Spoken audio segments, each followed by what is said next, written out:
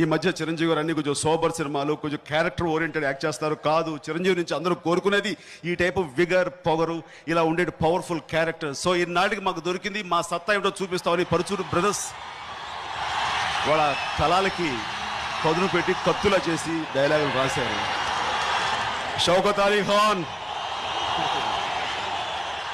తప్పు నా వైపు ఉండిపోయింది కాబట్టి తలంచు వెళ్తున్నాను, లేకపోతే ఇక్కడి నుంచి తలలో తీసుకువెళ్ళేవాడు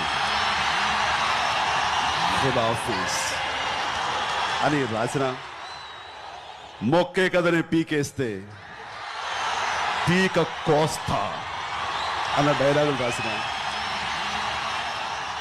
సింహాసనం మీద కూర్చునే అర్హత అక్కడ ఆ ఇంద్రుడిది, ఇక్కడ